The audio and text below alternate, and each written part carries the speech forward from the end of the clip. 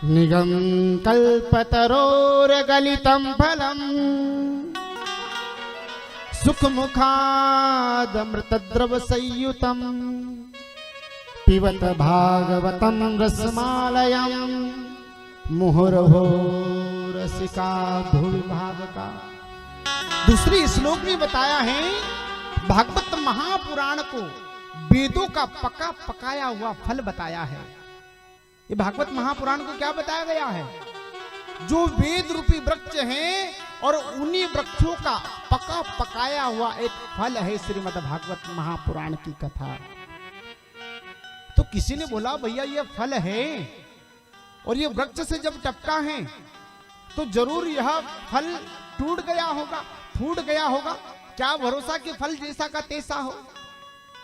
तो सूत जी ने सोनक आदि 88,000 ऋषियों को कथा श्रवण कराते हुए बताया है कि निगम कल्प तरोर गलितम फलम। ये फल गला जरूर है, टपका जरूर है, लेकिन डाली पर डाली धीरे धीरे हमारे तक पहुंचा है, इसलिए न तो फल टूटा है और न ही फल फूटा है, जैसा का तैसा हमें मिल गया है। फिर किसी ने कहा कि फल है तो फल का क्या भरोसा कि मिठाई हो सकता है कि कड़वा भी हो सकता है कि खट्टा भी हो। गलितम फलम सुख मुखाद मृत द्रव्य संयुतम। सूत जी ने कहा 88,000 ऋषियों से कि सुख मुखाद मृत द्रव्य संयुतम, इस फल को सुगदेव रूपी तोते ने अपनी चोंच लगा दी है, तो भला यह फल कड़वा या खट्टा हो सकता है? अरे यदि साधारण से आम के फल को कोई तोता महाराज, साधारण सा तोता यदि अपनी चोंच लगा देता तो हम कहते कोयल पाके बड़ा मीठा है, स्वीट है। जब उस फल को हम मीठा कहते हैं तो इस फल को तो साक्षात सुखदेव स्वामी ने अपनी चोंच लगा दी है, तो भला ये फल कड़वा और खट्टा कैसे हो सकता है? कदापि नहीं हो सकता। सुख मुखाद मृत द्रव्य संयुतम पिबत भागवतम रसमालयम। और इस रस को पीना है तो कितना पीना है भाई? इसकी भी कोई लिमिट बताई गई होगी कि रस है तो कितना पीना है। तो उसमें सूत जी ने कह दिया कि मुहुर्मुहुः रसिका भुवि भावुका।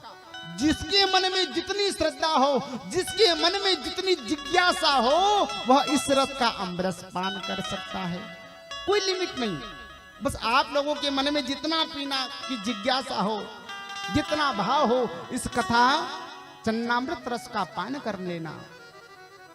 लेकिन कई लोग कहते हैं महाराज कि हमारे घर तो कथा का बुलवा नहीं दिया, वो कथा तो भैया करा रहे हैं, हम क्यों जाए कथा में? वो कथा तो वो गांव वालों ने करवाई, हमारे गांव की थोड़ी ना कथा है।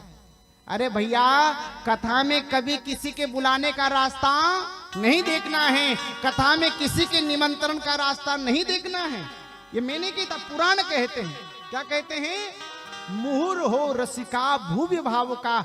जिसके मन में जितनी श्रद्धा हो वह इस कथा का चन्नामृत रस पान कर सकता है। और जिसको कथा नहीं सुनना है वो तो अनेक प्रकार की बात करेंगे। का महाराज जी रहा है, अरे वो साल पे वाला दूसरा महाराज जी बुलाई लेता। कहाँ की जगह हुई रे? अरे इतनी बड़ी न पर कौन जाएगा, यहाँ मंदिर में होती तो चली जाता। कई मालूम कसो टेंट लगे, कई मालूम कसा बजाड़ना वाला आया, कई मालूम पानी पीना खमी लगा कि नहीं।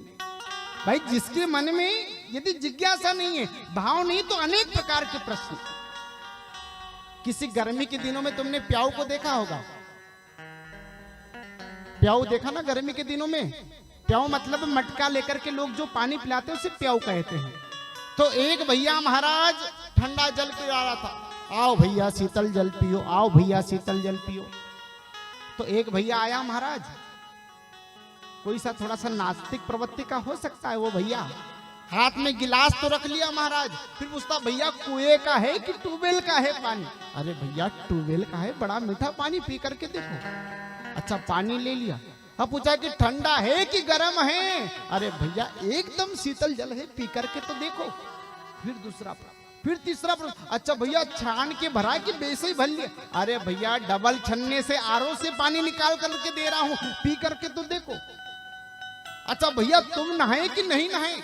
अरे भैया नहा धो करके तुम्हें पानी पिला रहा हूं।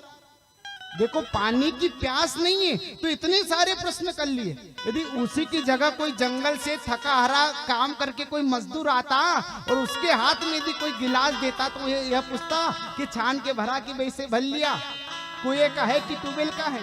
कभी नहीं पूछता। क्यों? क्योंकि उसके मन में प्यास है, उसको उस चीज की जिज्ञासा है।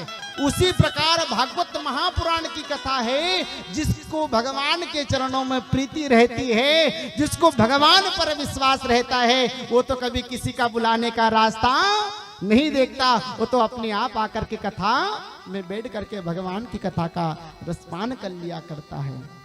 इसलिए महाराज हम भी कथा में किसी के बुलाने का रास्ता नहीं देखे। जब भी भगवान की कथा तुम्हें सुनने को मिले तो अवश्य जाकर के सुने महाराज।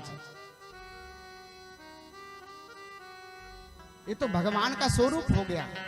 सच्चिदानंद रूपाय विश्वोत्पत्त्यादि हेतवे तापत्रे विनाशाय श्री कृष्णाय वयम नमः। तो किसी ने कहा कि कथा को कितनी सुने, कथा को कितनी सुने? सदा सेव्या सदा सेव्या। क्या कहा? कि सदा सेव्या सदा सेव्या श्रीमद् भागवतीं कथा यस्य श्रवण मात्रेण हरि चित्तम समाश्रयेत्। कितना सुनना है? सदा सुनो, सदा सुनो। जिसके मन में जितनी जिज्ञासा हो उतना इस कथा को सुन सकता है। बोले भागवत महापुराण की जय। जय जय श्री राधे, जय जय श्री राधे। भागवत कथा का काम क्या है? भागवत कथा हमें क्या सिखाती है? भागवत कथा हमें मनुष्य जीवन जीने की कला सिखाती है। भाई जिसको अपना मनुष्य जीवन जीना नहीं आता वो कथा को सुन करके मनुष्य जीवन जीना अच्छे से सीख सकता है। क्योंकि जब भगवान के पास से हम आए तो भगवान ने हमारे साथ में कोई पुस्तक डायरी नहीं दी, लेकिन भगवान ने कहा कि जाओ तुम संसार में जा रहे हो तो तुम्हारे जाने से पूर्व ही मैं भागवत महापुराण रूपी पुस्तक संसार में भेज देता हूं। आप अच्छे से कथा को सुन लेना या कथा को पढ़ लेना महाराज। तुम कथा को सुन लोगे तो तुम्हें मनुष्य जीवन जीने की कला समझ में आ जाएगी।